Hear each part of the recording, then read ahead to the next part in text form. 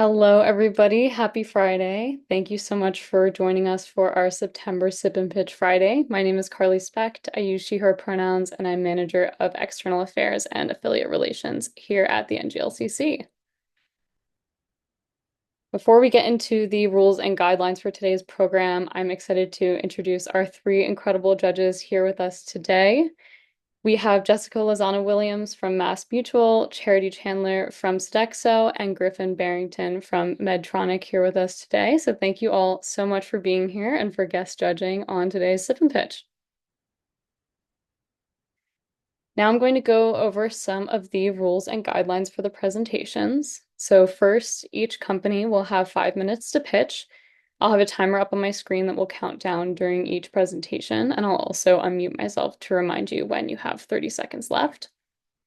Next, we'll have just one presenter from each participating company, and after, judges will have 10 minutes for feedback and Q&A. And if you don't have a PowerPoint presentation, no problem. This program is designed to be informal to provide real-time feedback for your company's pitch. And also a reminder to please mute your microphone when you're not speaking. And a reminder that this is a judgment-free zone. This program is designed to help you enhance your pitch and grow your business. So of course, all feedback is shared in the spirit of collaboration. And lastly, and most importantly, have fun. Feel free to grab a beverage of your choice and enjoy this last Friday of the month. Now, before we get started with our first pitch, we did have one presenter who needed to drop out last minute today. So if anyone on the call today is interested in pitching their business on the fly, please feel free to send a message in the chat. This is an informal judgment-free zone, like I said, so feel free to take advantage of this opportunity. Even if you don't have a presentation, this is great practice. And we'll circle back to see if we have any volunteers after our first two presenters go. All right, so let's get started. First up, we have Roger Trin from Roger Trin Talent Solutions. Roger, if you have a presentation you're going to be using, you can go ahead and share your screen now. And I'm going to cover my camera and have a timer up on the screen so you can see how much time you have left. And I'll unmute myself to give you a 30-second warning.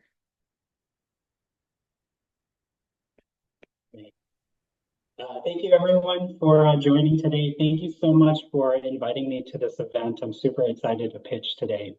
So my name is Roger Trin, and I lead a talent acquisition firm. It's actually my own. We've been in business for a little over 4 years, and our specialty is in the life science space. So basically, I provide executive search, permanent placement, and also staff augmentation within the life science space, specifically from R&D to commercialization of drug products. So a little history about myself. I started in talent acquisition about 20 years ago. And by trade, I have a biological background. However, I did not want to and had no interest in working on the bench, specifically in research. So I crossed over into HR or talent acquisition. One of my biggest motivators of working in this industry is because of my personal experience. My mother actually was battling cancer for over 20 years. And throughout that process, especially towards the end of her life, she was blessed to attend a couple of clinical trials over at UCLA. And I was able to attend these trials with her because English was not her first language. So what I did was I actually helped translate during this process. And through that, I was able to have a better understanding and respect of the clinical research industry. And that's actually how I was able to get my foot through the door. So one of her dying wishes was for me to branch off and start my own organization. And I was blessed that she was able to give me the means to do so. So I started my company a little over 4 years ago, and it's been fast and furious. So I think the main goal for me to join this association, in addition to what I want to do with the business, at least in 2025, is to basically scale to a larger market. And I think especially smaller organizations like myself, might be overlooked by larger organizations or larger companies. And I thought, joining this association would potentially give me access or broaden, my reach, especially with my goals and my focus. So just to kind of go over my PowerPoint presentation, um, my specific specialties, specifically in the Houston market, and granted, we do recruit nationwide, but since I'm located in Houston, a lot of my energy has been focused in the cell and gene therapy area.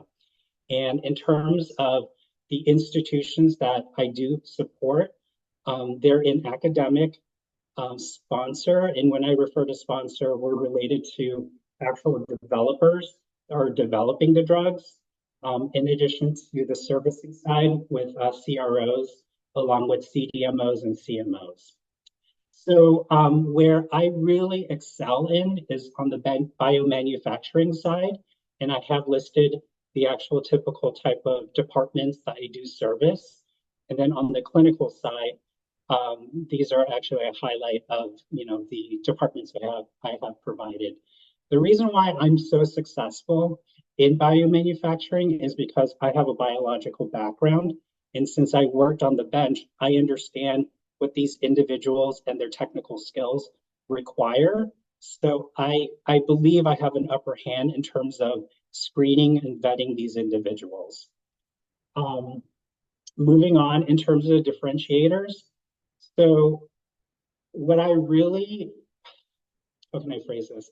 What I really excel in is in terms of building relationships and also talent curation.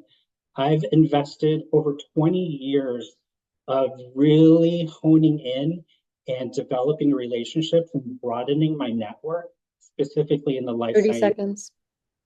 Um, and then just going into the actual timeline process of how my search operates, and then focusing on dedication towards diversity, or organic diversity.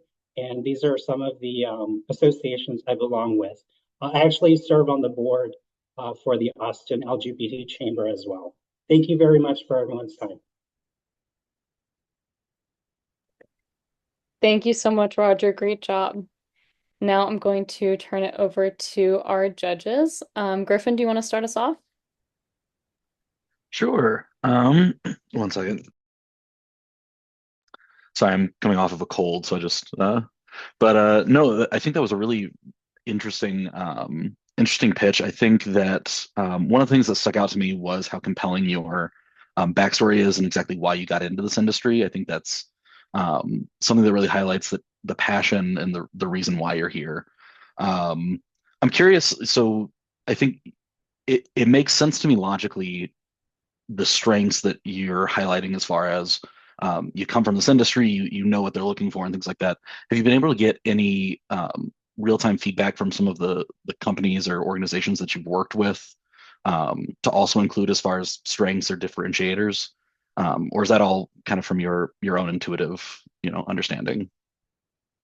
All of both, Yeah. all of the above, but the telltale sign that they're receptive to what I offer is first and foremost, they sign contracts with me and they give me repeat business. Yeah. No, that makes sense. Thanks so much, Griffin. Charity, do you want to go next?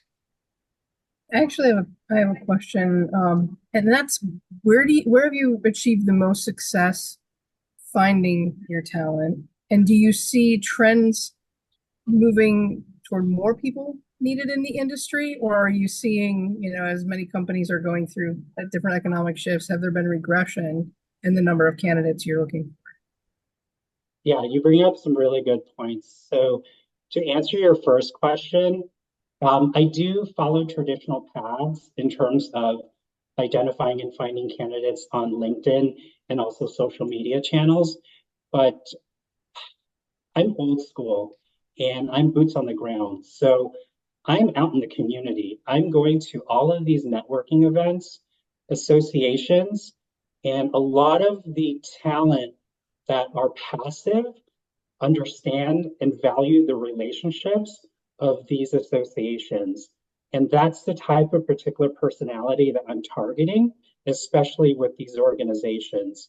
So that's where the bulk of my talent and the people I partner with. Don't get me wrong. I mean, I do focus on traditional, routes in terms of, LinkedIn in addition to Indeed, and then all the other, job boards. But to answer your question, in terms of where the industry is shifting, so that's a loaded question. Um, I will have to say the market is behaving oddly just because of how investors are nervous, especially for startup organizations. But then when you're referring to like your big pharma companies and staples, they are really focused on M&A right now, at least through my lens. What they're doing is they're looking at these smaller organizations, and if they have a viable asset, they're going to go in and they're going to purchase, these companies at a really discounted price, especially with how the market's behaving. I hope that answers your question. Absolutely. I don't know, Carly, if I may, I do have two follow-on Yeah, questions. go ahead. I don't want to take time away from Jessica. Oh, please.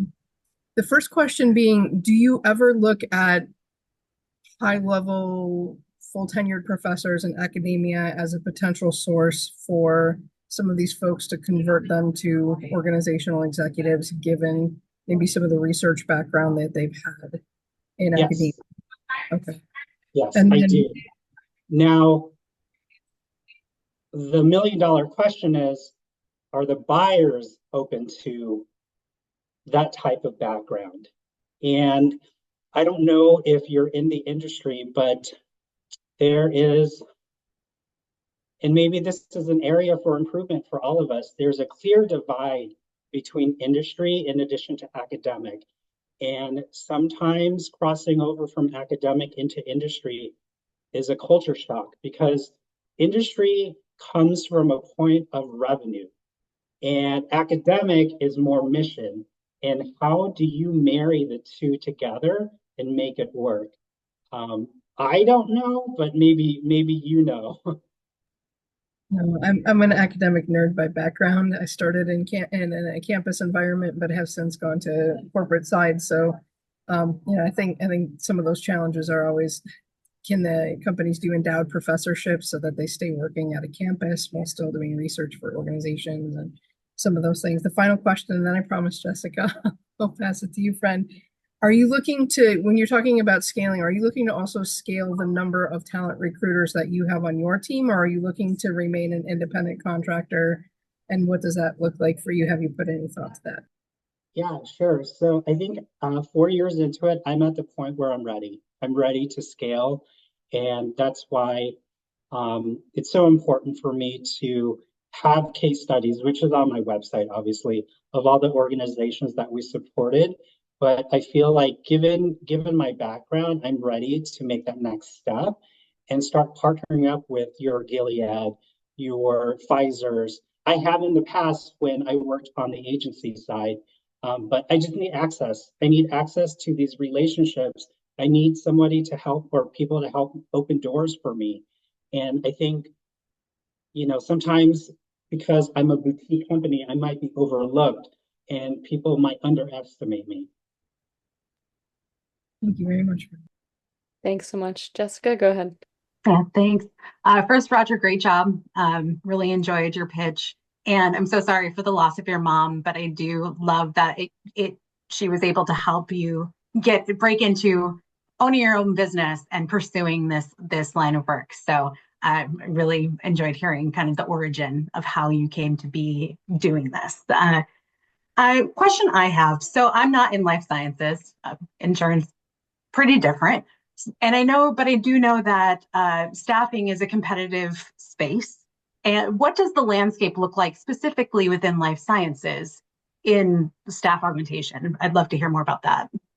Yeah, so life sciences, as you probably can imagine, is super broad, especially from research and development all the way to commercialization. So I think, like I mentioned earlier, the market is behaving oddly right now, and a lot of organizations are at a pause because the money is dry and there's, the finances aren't backing headcount at this point. So on the operations, I think a lot of companies are scaling back and they're probably not hiring. And you probably can see, especially in the job market and just what's being reported in the news. There's a lot of layoffs happening, and if you look at the trends, the layoffs are actually in operations. Now, where I am able to actually differentiate myself, and also where I'm able to continuing to generate revenue, is because my area of specialty is really specific towards manufacturing. And in manufacturing, that skill set is in such high demand. And I hate to say it, but there's a talent shortage specifically with that technical piece. So I think that's why I am growing still in a down market. I hope that answers your question. Yeah, no, I think that's great. Thank you. I have a couple more questions. And so one of them being, is there plans in your long-term vision to expand beyond life sciences and do staffing for other types of fields? I would love to. I dabbled in healthcare before on the non-clinical side. Um, you know, and maybe this is my downfall, but I'm sticking to what I know. I'm staying in my lane, just because my resources are limited. I'm small but mighty, and I'm basically doing everything myself. I just don't have that bandwidth to expand. But I think if I'm able to, you know, raise more capital and maybe expand into different markets, that will organically come or happen. Got it.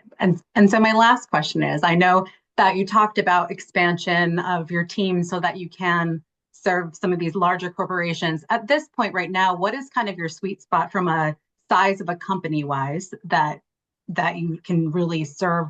And then in addition to that, what would be the dream company for you to work with?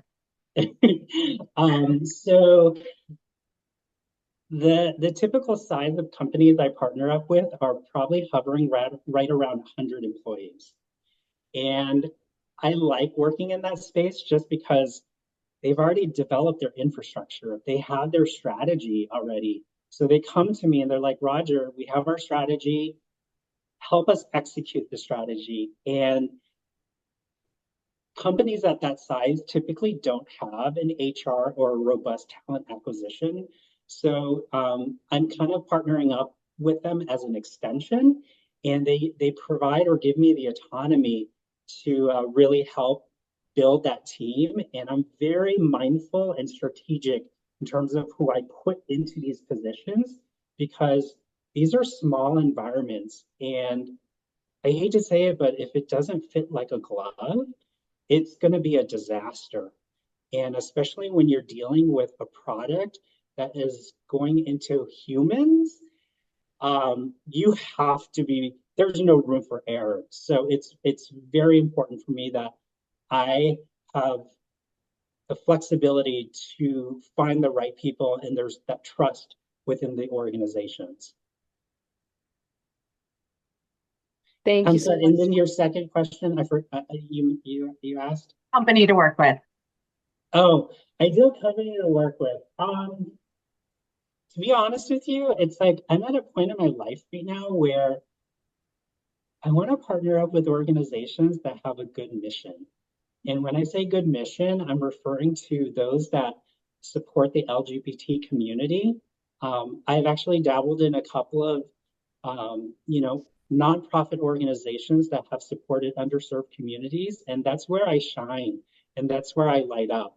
There's a purpose behind that. I mean, yeah, there's not a lot of money behind it, but it's not all about money at this point. So I love that answer. Thank you. Thank you so much, Roger. And thank you so much, judges. There were some really great questions in there. All right, so next up we have Ebony Hall from Incredible Minds. So Ebony, if you have a presentation that you're going to be using, you can go ahead and share your screen. And I will get my timer ready.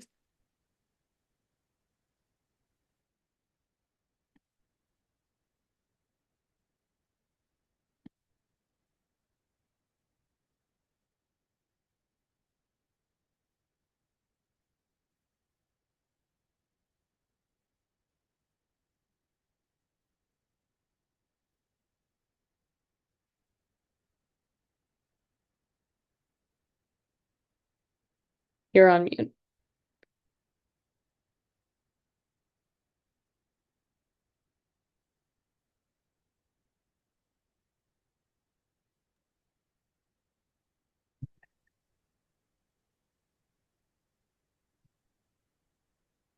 All right, take it away whenever you're ready.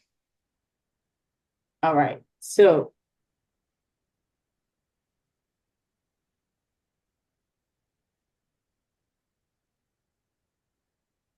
all right. So my name is Ebony. Who am I? I'm a proud U.S. veteran from Columbus, Georgia, now living in Atlanta with over 15 years of experience in IT. My journey began, I'm so sorry, this is not working in my favor today. Okay.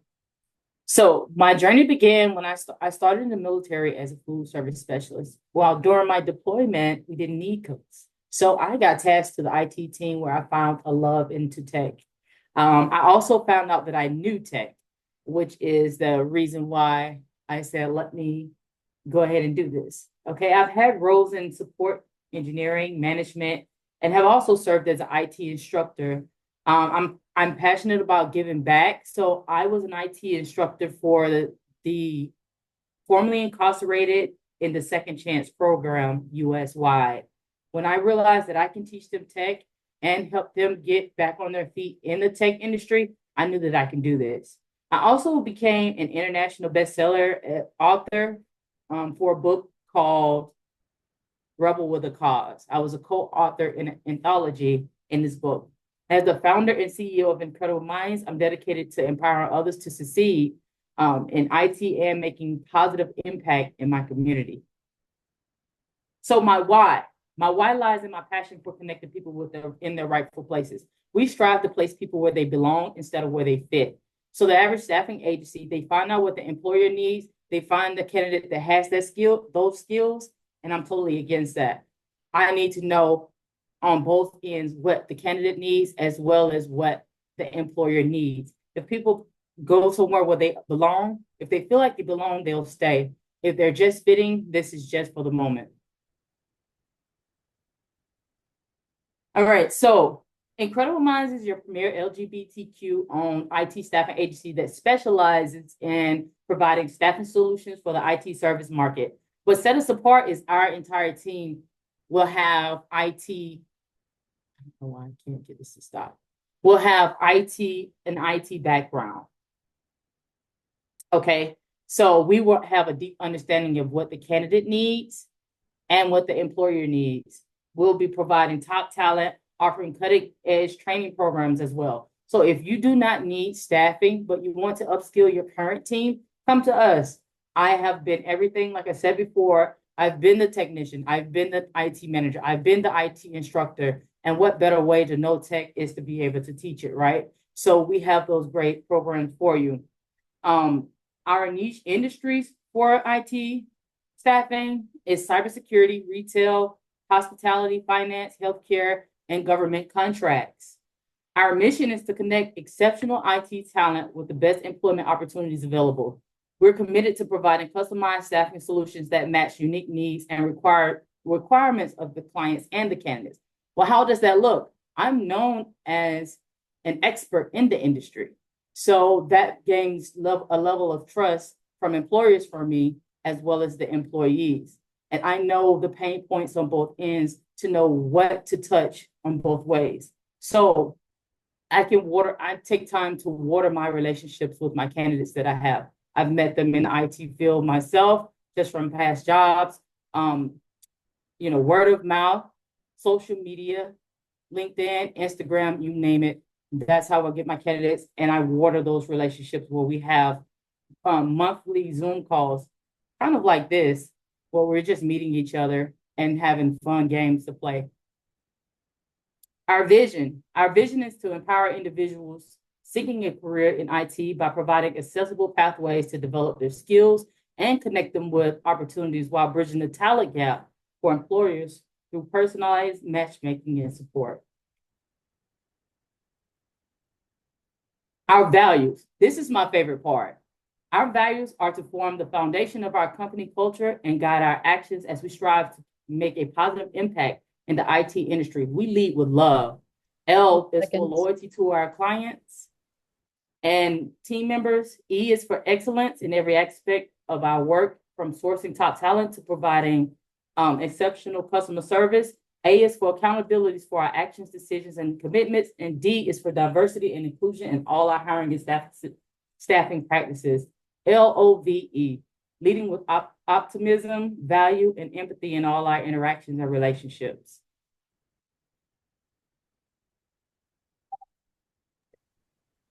Thank you so much, Ebony. Great job. And I'll go ahead and turn it over to our judges again. Jessica, do you want to start us off this time? Sure, happy to. First, Ebony, great job. Thank you so much for sharing your background. I really like that you have such a broad background in IT, and that does lend a lot of credibility to what you do. I will say that I do know that IT staffing is very competitive, and so I'd love to hear more about what are your marketing plans? How are you making sure that you're getting your company and your name out there, and what does that look like? So my marketing plan is we have scheduled posts, of course, on Instagram, LinkedIn. I'm a part of different groups. For example, Preston Parker, he does a lot of staffing, right? So I'm a part of his group. We network there. We have other staffing agencies who have different niche. So let's say, for example, I had someone who has a candidate with IT background, and they needed someone in medical field. So we can communicate that way. I've also just aired on reality TV show Entrepreneur Boot Camp with Wes Bergman. It should be coming out in the next 8 weeks. And so that's another thing that I will be doing. I'll have watch parties. I'll invite people to network with that. My book, I just did the anthology where I'm co-author there. And I write about my backstory and how me not giving up from being excluded changed my life and how I'm able to change other people's life. Yeah, love that. Well, I'm definitely going to be getting my TV ready. See if I can find a show. Watch out. I'll be like, I know that person. I know that. It's called The Blocks, BLOX, but I'll keep you guys informed. Okay, perfect.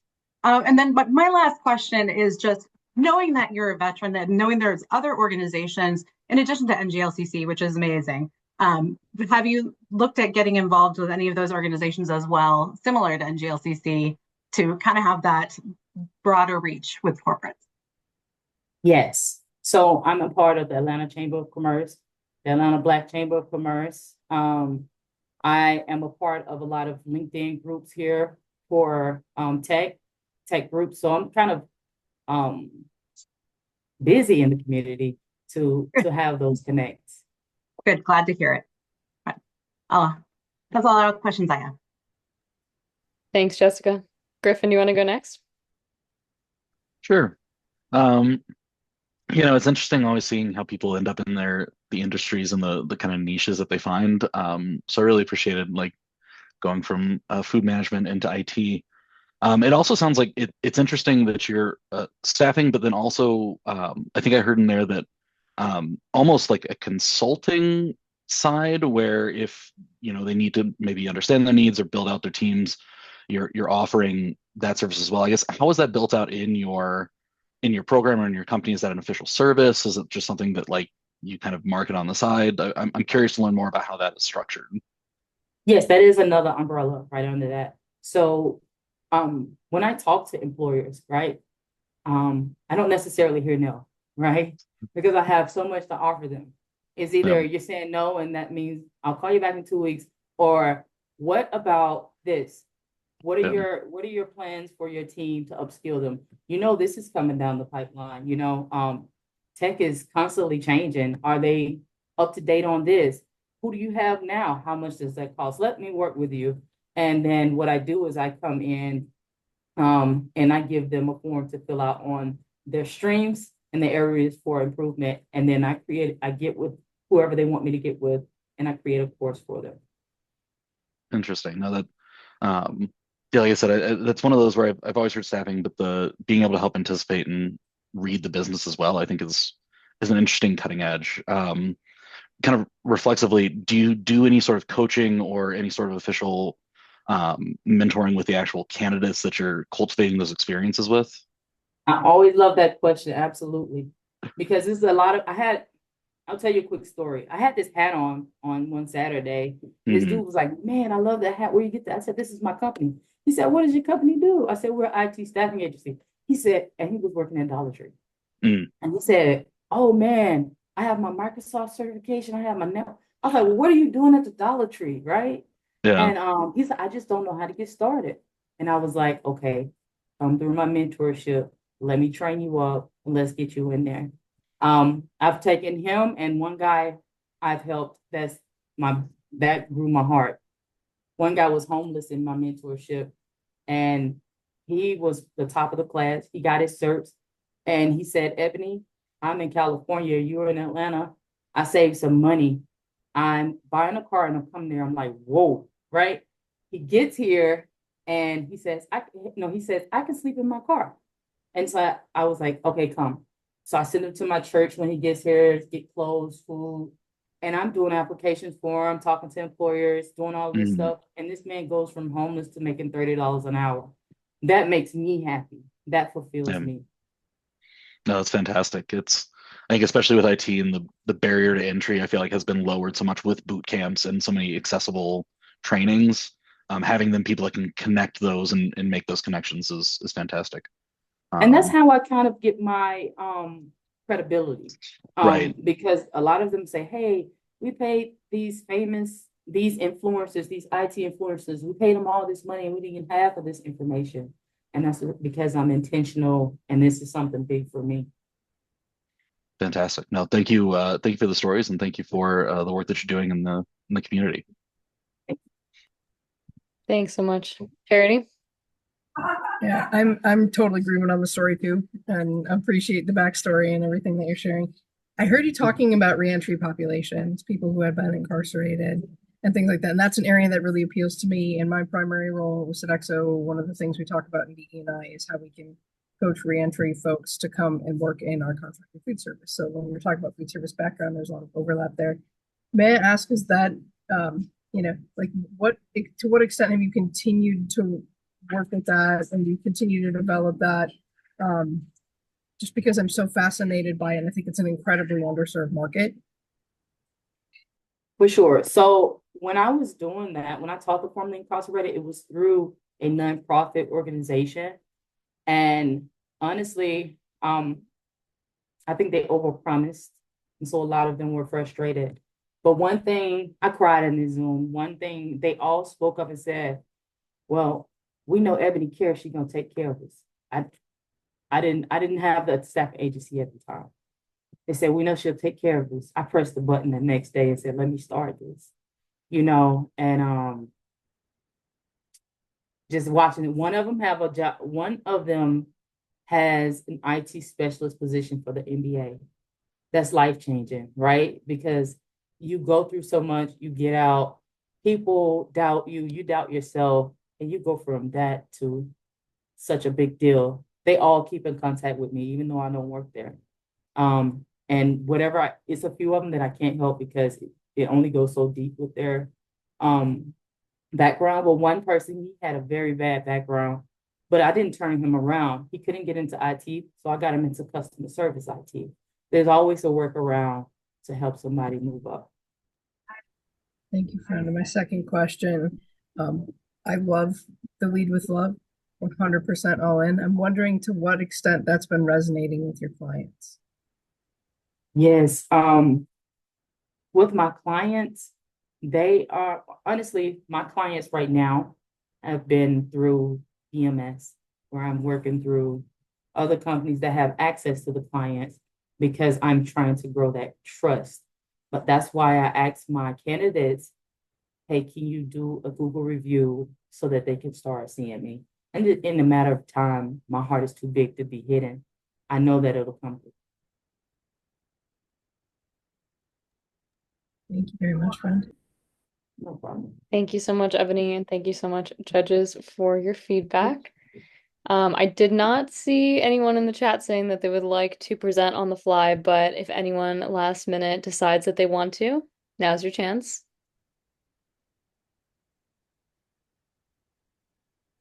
All right, no worries. We'll have a little bit of extra time for networking today. We're going to jump into some community and conversation for Sip and Pitch. So today, and from anybody's pitches. So judges, if you want to add anything else, presenters, if you want to say anything else, if anyone else wants to share any thoughts on today's pitches, feel free to go ahead and you can unmute yourself or raise your hand or even just drop some comments in the chat.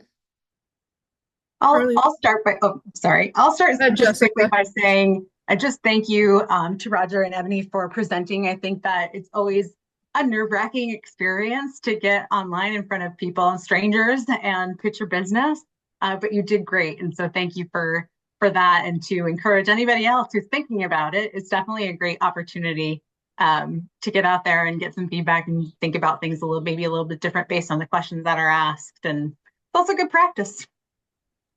Absolutely. I think it's a little bit less scary after you do it for the first time and realize everybody's nice and wants to help, but it is nerve-wracking for sure.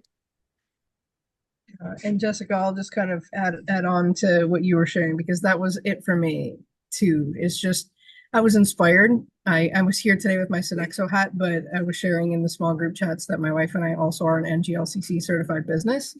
And she's a trained pastry chef and I'm an experienced taste tester. And so when I've always looked at this and thought, should we go and talk about the bakery? Should we try and get ideas from folks, but have never quite been brave enough to do it on that side.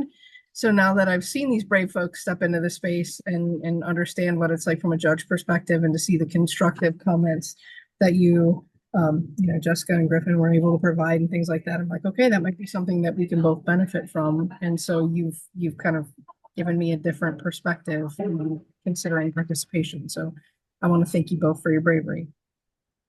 Yeah, you've got to come back as a presenter. That would be so full circle. That would be great. Yeah, go ahead, Chris. Really enjoyed the presentations. It's always fun to be on these. And I just wanted to add the conversation about how you celebrate fall. Brought up a couple things I wanted to share with anyone who's interested. If anyone is in Los Angeles and you want to do something unique, there is the Beetlejuice Afterlife experience, which is kind of like a maze, and my friend is actually working in it. So it's like a 70-minute thing where you go through and you're experiencing rooms that are kind of from the scenes of both the original Beetlejuice and then the sequel to Beetlejuice. And then the other thing I'll bring up is that I was just looking for like fun things to do around Halloween, and there's the Edgar Allan Poe Speakeasy, which is something that travels across the country. So if you just Google that, you can see that it's like this whole experience where it's there are these craft cocktails, and it's this kind of spooky experience tied into the stories of Edgar Allan Poe.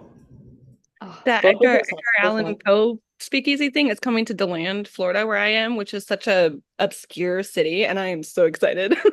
Oh, that's awesome. That sounds so fun. Any other thoughts from anybody?